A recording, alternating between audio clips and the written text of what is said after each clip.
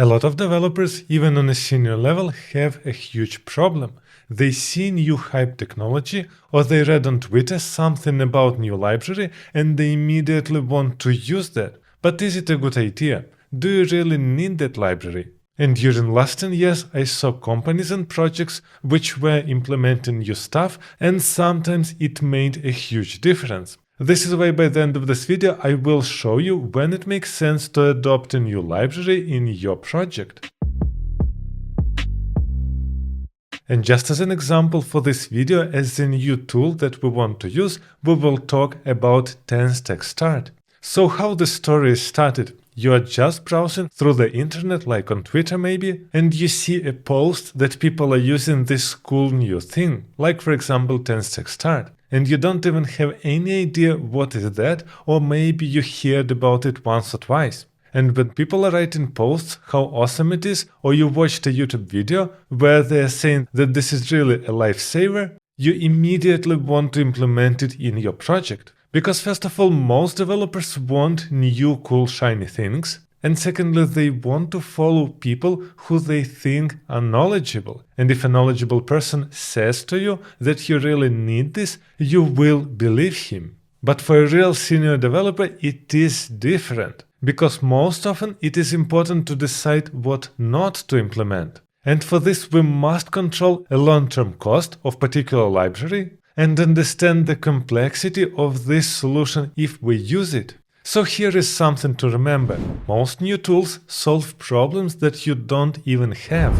So the first step that you need to do is to verify if you have such problem. And this is exactly what we are focusing on in my middle to senior front-end bootcamp. We learn everything that we need to know on a senior level to understand the pros and cons of each solution. Let's look on the real example. We're talking here about TanStack Start. We saw something on the internet, but we don't even know what it solves. It is a good idea to at least open the official website and see what it is about. Realistically, when I'm checking something, it is not really clear what the thing is doing just from the looking on the official website or docs, and it is better to look for some YouTube video just to get some summary, or for example ask ChatGPT. Here we see that this is a full-stack React framework powered by TanStack Router, and it provides SSR, streaming, server functions, bundling, and more. And we can see that it is using Vite inside. So after we identify what problem this tool solves, you just need to sit there and think, do I have this problem? Do I really need this tool? And at this moment, it is a good idea to understand what other tools exist there on the market and what you are using instead. If we will look on alternatives of TanStack, the most popular will be Next.js, which is there for years and a lot of people are using that, so it is a huge product. Let's imagine that we're using Next.js exactly in our project and we're not satisfied. What can be the reasons for that? For example, you need to write too much boilerplate, or with every new version you are getting lots of breaking changes and you don't see clear ideas behind this tool. Or for example, the building time of Next.js is too slow, this is why we need to move on another tool. So you need to find some real reasons why you need to replace your solution, which is probably already working. And it is important to remember one thing.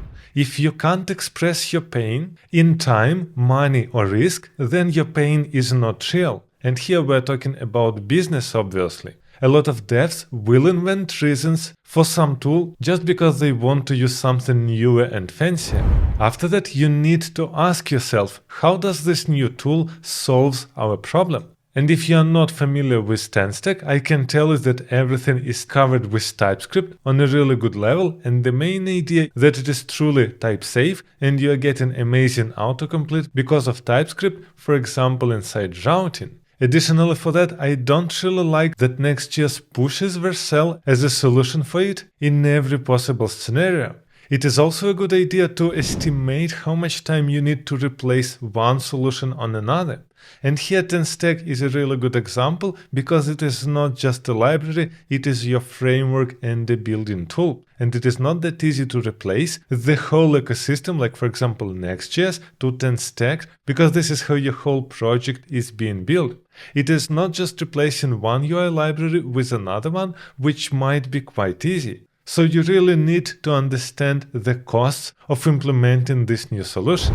Another important question is, what will happen with this library in 12 months? Can we replace it to some other solution if this solution is bad? And exactly because it is a core system, like it has everything starting from web server and having the whole framework of different libraries, it won't be easy. So you are really coupled to TanStack, and just to move to some other solution will be really tricky. And as a last recommendation from me, I always try to use the minimum amount of libraries in my projects, so I need to update less and have less dependencies. Except of the framework, I would use things like Luxon if you need to work with dates a lot, Tailwind to write lots of CSS easily, and some version of Redux, like for example NGRX or Redux Toolkit, in order to have a global state management, which works greatly in front-end frameworks.